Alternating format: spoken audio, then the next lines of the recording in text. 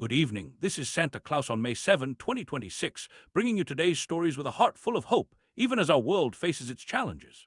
On this solemn day, I'm reminded that 111 years ago, the Lusitania was struck by a German torpedo off Ireland's coast, claiming some 1,200 precious lives, a reminder of how fragile peace can be and how desperately we must work to preserve it. Speaking of peace efforts, I'm heartened to share that Iran is reviewing the latest American proposals to end the two-month conflict. Markets have responded positively to this news, though my heart is troubled by President Trump's stern warning that if they don't agree, the bombing starts. A fragile ceasefire has held since April 8, and I pray that cool heads and warm hearts will prevail in these delicate talks. Every day without violence is a blessing for families on all sides. Meanwhile, Secretary of State Marco Rubio has met with Pope Leo XIV at the Vatican in what officials described as friendly and constructive talks.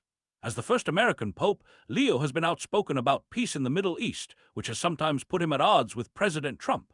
Their shared commitment to human dignity gives me hope that bridges can be built even between those who disagree.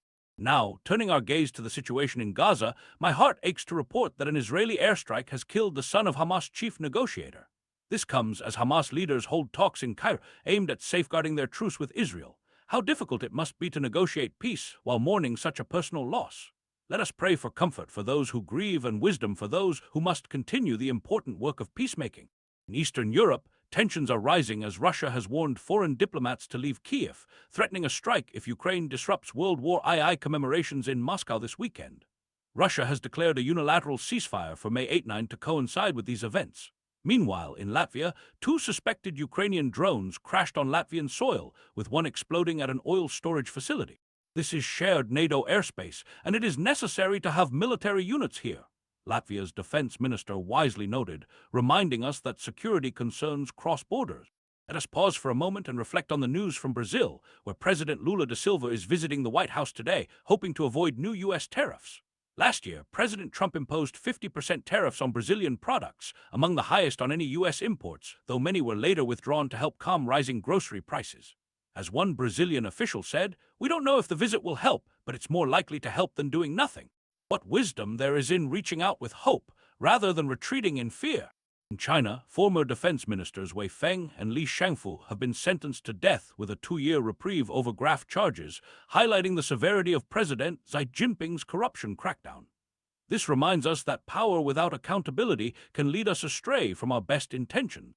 On the other hand, in a development that touches on historical justice, France's judiciary has ordered the reopening of an investigation into accusations that Agathe Habyarimana, the widow of Rwanda's former president, was involved in the 1994 genocide that claimed around 800,000 lives. Though she has rejected these allegations, saying she was simply a stay-at-home mother, the pursuit of truth about such terrible events is important for healing. And in Mexico, President Claudia Sheinbaum faces challenges as the ruling Morena party is divided over how to respond to U.S. indictments accusing several Mexican politicians of having drug cartel ties. These difficult situations remind us that leadership requires both wisdom and courage. As I conclude tonight's news, I'm reminded that even in our troubled world, there are countless acts of kindness and courage that often go unreported. Remember, my dear friends, that each of us has the power to be bearers of light in dark places. Until we meet again, may your hearts be full of love, and may peace be your constant companion.